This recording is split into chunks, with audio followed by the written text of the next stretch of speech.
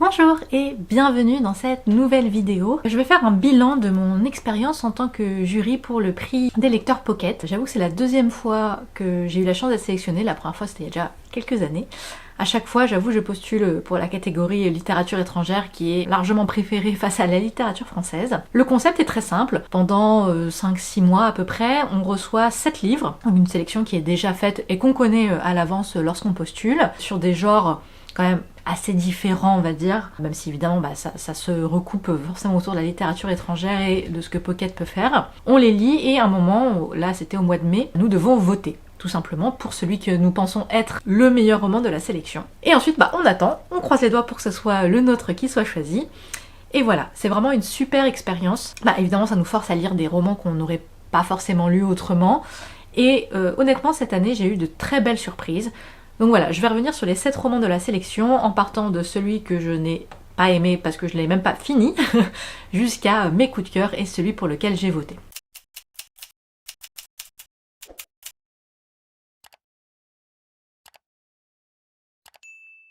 On commence donc tout en bas avec mon seul abandon, même si j'ai vraiment essayé de continuer, ça a été impossible pour moi, c'est Esclave de la liberté d'Ildefonso Falcones.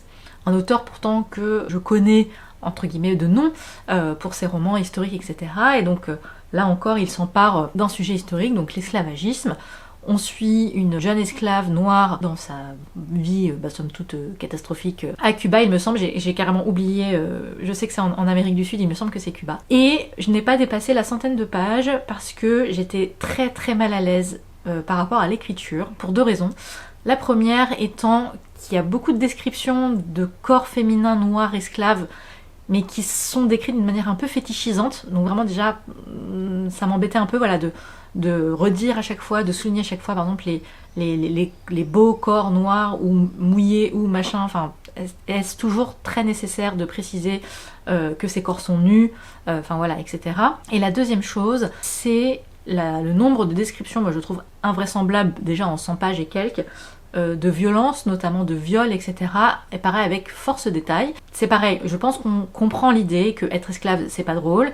Je pense qu'on a moyen de faire comprendre l'horreur de la situation sans être obligé de raconter tous les viols, toutes les violences subies, etc. Enfin voilà, c'est pas dans un sens forcément de sensibilité ou d'être incapable de voir les choses en face, mais juste qu'il y a plein de moments où ça ne semblait pas vraiment nécessaire, si ce n'est pour choquer ou pour...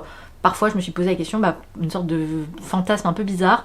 Enfin voilà, honnêtement l'écriture m'a mise très mal à l'aise, les descriptions aussi. Et donc impossible d'aller plus loin. Peut-être que j'essaierai de le finir un jour, mais en tout cas dans le temps imparti pour le prix, ça n'a pas été possible. Ensuite, 2 lectures découvertes que j'ai trouvé très sympa mais avec des défauts. Le premier, c'est Le livre oublié de Nick Bradley. Donc on va au Japon, dans la campagne japonaise, dans un cadre plus rural, donc qui change un peu de Tokyo ou des grandes villes que l'on peut lire d'habitude. Et en fait, cette lecture est en 2 parties. Donc il y a une partie roman qui se passe dans ce Japon rural qui est très intéressante. Ça pour le coup j'ai vraiment beaucoup aimé cette partie.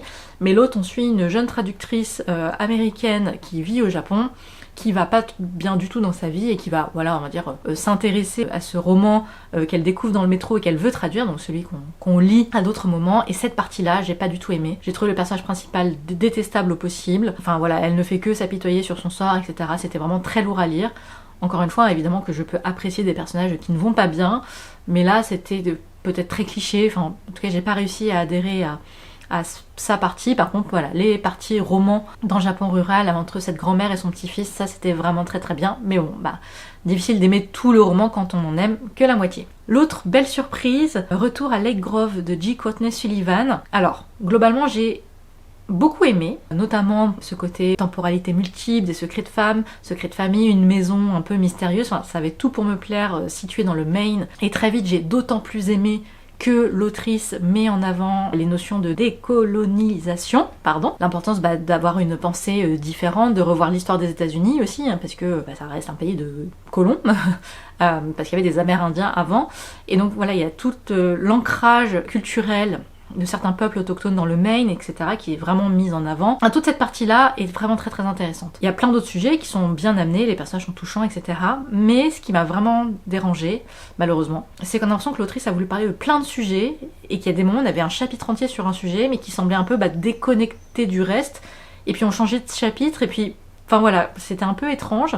Par exemple, il y a un moment, il y a tout un long chapitre sur l'alcoolisme de l'héroïne. En soi, le sujet est intéressant, etc. Mais par exemple, il y a vraiment un moment un énorme chapitre sur le sujet qu'on aborde un peu avant mais qui revient beaucoup, et j'ai trouvé ça un peu lourd, par exemple un peu too much. On avait compris les problématiques de l'alcoolisme et de l'héroïne, peut-être qu'il y avait une autre manière de l'amener. Pareil, à un moment on parle des shakers à travers le destin d'un des personnages, donc pareil, on a un énorme chapitre qui parle de ça, mais après pas vraiment, et du coup même si c'était super intéressant d'en apprendre plus sur les shakers, c'est dommage parce qu'au lieu d'être un peu éparpillé, on avait un gros chapitre dessus. Voilà, on a l'impression qu'elle a voulu plein de choses, et comme il y a des moments ça pouvait peut-être pas s'associer de manière logique, on avait des gros blocs comme ça. Et je trouvais ça un peu dommage parce que ça fait des sacrés détours dans l'intrigue avant d'arriver à la fin du roman. J'aime beaucoup de choses dans ce roman, mais c'est la construction, en tout cas moi, qui me paraît un peu, peut-être pas bancale, mais déroutante, avec beaucoup de détours, et qui de fait fatigue un peu ou lasse un petit peu sur le temps long. Ensuite, deux autres très belles surprises, qui sont pas des complet coup de cœur, mais vraiment là c'était des lectures incroyables. Rendez-vous ici de David Nichols, donc l'auteur de Un jour, peut-être le roman que tout le monde connaît entre guillemets. On suit Marnie et Michael, donc deux personnages très solitaires. Donc Michael vient de se séparer, il est plutôt dépressif, voilà, il sait pas trop quoi faire de sa vie. Et on a Marnie, pareil, qui vit seule, qui est correctrice, qui vit chez elle et travaille à son compte, donc voilà, elle a pas l'occasion de sortir, et plus elle vieillit, moins elle sort. Et grâce à une amie en commun, ils vont se retrouver tous les deux sur un chemin de randonnée assez ardu qui traverse le Yorkshire. Et on a vraiment une comédie romantique, en tout cas une jolie histoire d'amour qui se tisse avec des personnages qui ont bientôt la quarantaine ou la quarantaine, des personnages très réalistes avec leurs peurs, leurs rêves, et puis la vie qu'ils ont menée. Voilà, ce sont pas des jeunes de 20 ans encore pleins d'espoir, voilà, ils ont pris déjà quelques tatanes dans la tête, ils ne savent plus trop finalement comment aimer, comment désirer, etc. Moi j'ai vraiment beaucoup aimé cette ambiance, et puis le côté randonnée avec voilà quelques petites péripéties assez sympathiques, assez drôles. L'écriture est très enlevée, ça se lit vraiment très vite. J'ai vraiment beaucoup aimé ce roman qui met en avant des personnages qu'on pourrait être, qu'on pourrait vraiment croiser dans la rue demain. C'était vraiment sympathique et agréable à lire. Le deuxième roman comme ça, pareil, eu beaucoup d'émotions, c'est Les Bien-Aimés d'Anne Napolitano. J'en ai déjà parlé, parce que c'est vraiment une lecture qui provoque d'incroyables émotions. On suit d'abord William, un jeune garçon qui a très vite été oublié par sa famille, on va dire, puisque sa naissance est concomitante au décès de sa grande sœur. Sa seule échappatoire va être le basket, et c'est comme ça voilà, qu'il a traversé son enfance, son adolescence.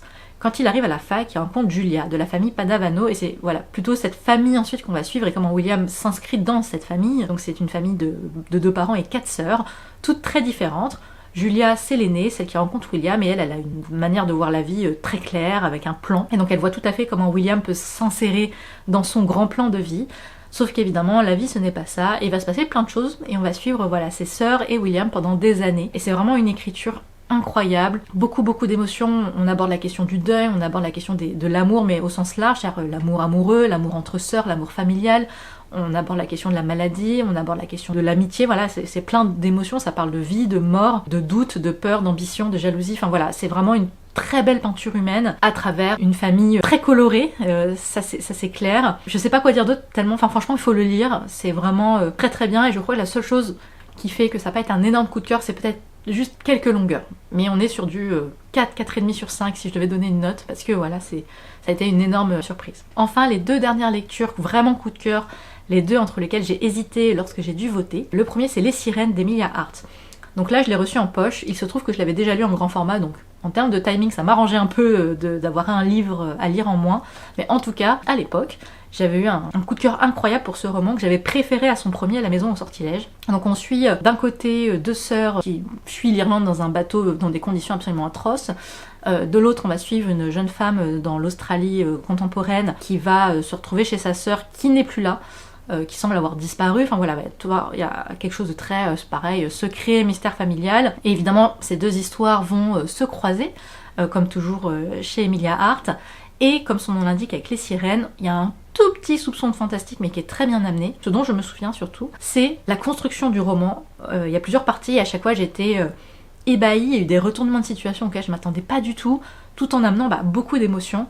Donc voilà, forcément, quand il y a une belle écriture associée à une super ambiance, des personnages et une intrigue qu'on n'arrive pas à lâcher, en général, c'est un coup de cœur. L'autre roman, celui pour lequel j'ai fini par voter, Toutes les nuances de la nuit de Chris Whittaker. J'en ai déjà parlé, mais vraiment, c'est un roman coup de cœur. C'est un sacré pavé, mais ça se lit absolument tout seul, vraiment. Ça suit sur des années et des années. Ça commence par un jeune garçon, pas vraiment aimé de ses semblables, voilà, dans une petite ville américaine. Il a un patch sur l'œil, voilà, il ne voit que d'un œil, donc voilà, il se prend pour un pirate, etc. Bon, c'est un enfant. Jusqu'au jour où il va sauver une jeune fille et camarade de classe, Misty, d'un acte violent, sauf que en plus de la sauver, il va disparaître à ce moment-là. Évidemment, une enquête va se lancer, on va pas le retrouver tout de suite, et forcément au bout d'un moment la police abandonne, les gens se disent que de toute façon c'est mort. Et il y en a une seule qui ne va pas lâcher l'affaire, c'est Saint, sa meilleure amie, qui va du coup toujours être en quête de vérité suite à cet événement, puisqu'elle va le continuer, elle va harceler la police, elle va harceler tout le monde jusqu'à ce qu'elle ait